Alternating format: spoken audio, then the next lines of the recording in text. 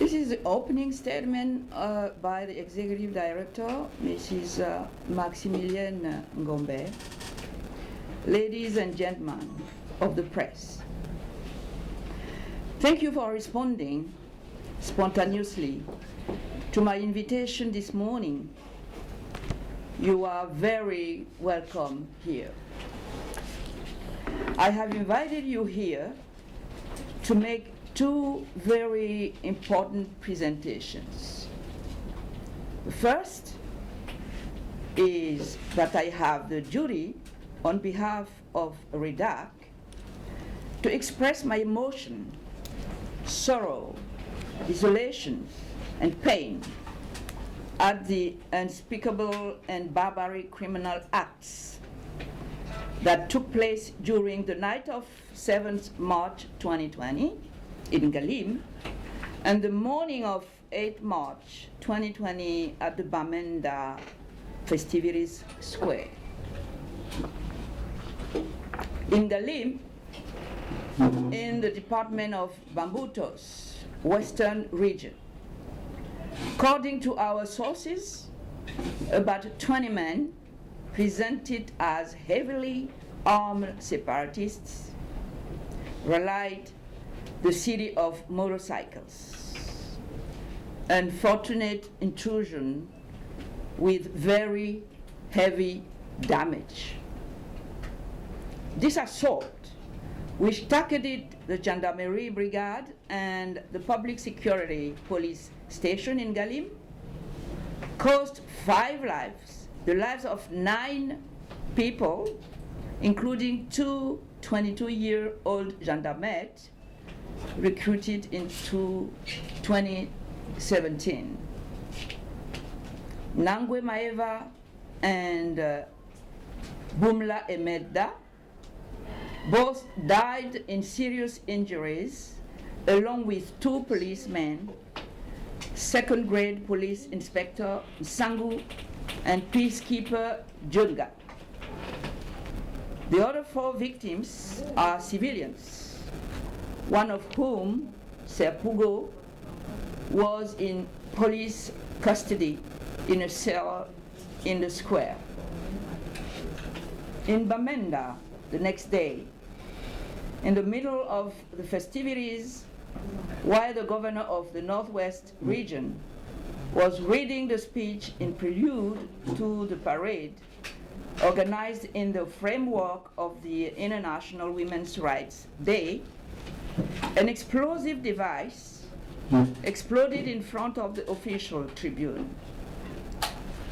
Several people were seriously injured in the attack. The terrorists took away military equipment, namely 03 AK-47 rifles and 6 lined loader boxes for the Gendarmerie Brigade and 3 FAL light automatic rifle and PM machine pistol. Weapons with ammunition for the police station of this district. In a video, the attackers brandish as other trophies of war a hand cut off from one of their victims. They claim that they could have decapitated them but did not want to push the cork that far, as if such images were not already atrocious enough as it is. To put it bluntly and without embellishment, is nothing short of abject and unacceptable cruelty that REDHAC strongly condemns. Second,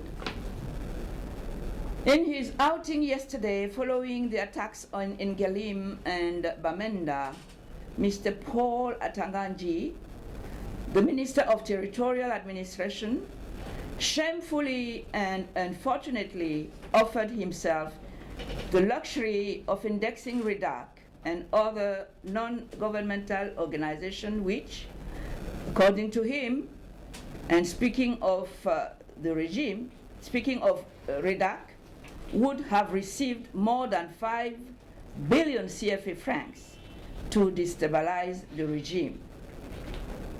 This member of the government, like his other colleagues, has the wrong target, thus making himself guilty of false, slanderous, and outrageous statement. Moreover, REDHAC, more serene and more than ever straight in his boots, has nothing to fear. Paul Atanga Nji must not forget that he is a litigant like the rest of us, and that REDHAC reserves the right to take him to court in due course to bring evidence of his slanders. REDHAC don't fish in murky water. It does everything transparently.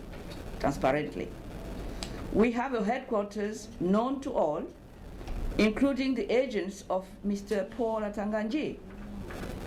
We have bank accounts whose movements and of funds are verifiable and verified at all times by the competent services.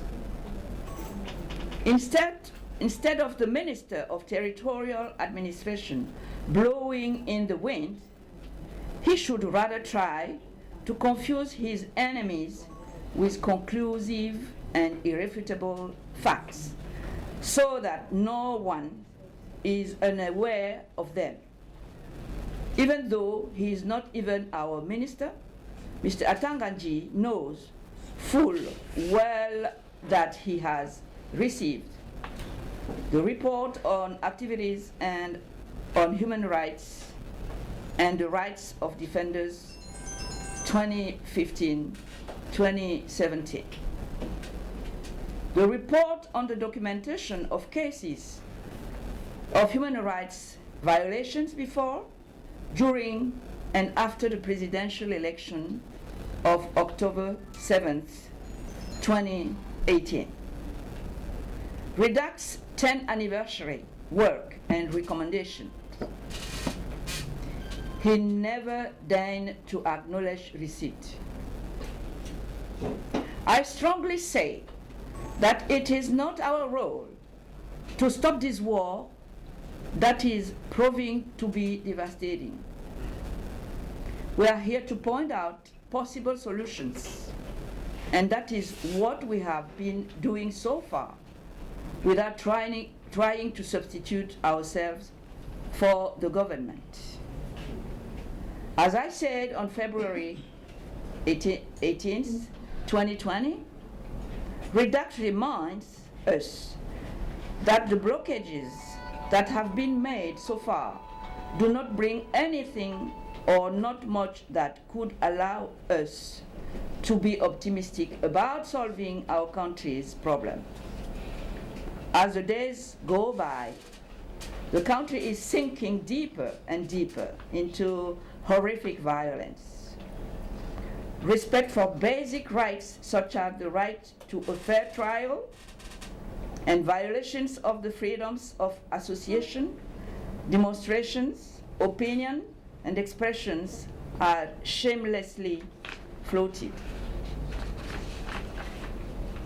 In recalling this in our remarks, we call on President Paul Biya to show leadership today, solemnly and without delay, declaring a ceasefire on the northwest and southwest regions. Simply releasing Ayub Tabi, his companions, and the 1,500 others still languishing in jails for healthy and truly inclusive negotiations on the claims of the people of Northwest and Southwest Cameroon.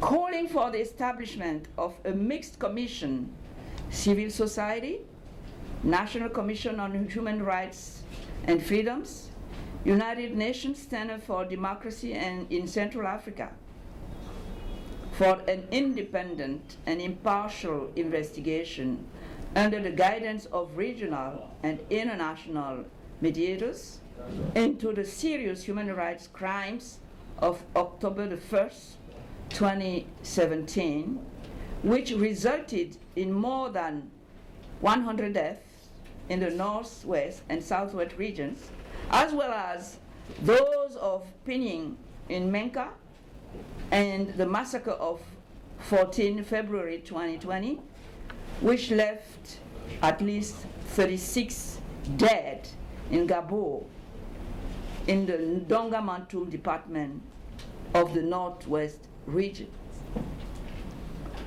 Finally, REDHAC calls on all the active forces to come together to demand as soon as possible the establishment of the Truth, Justice, Reconciliations Commission, TJRC, in order to avoid a generalized civil war in Cameroon and for a true and lasting reconciliation between daughters and sons of Cameroon. I thank you once more for your kind and benevolent attention.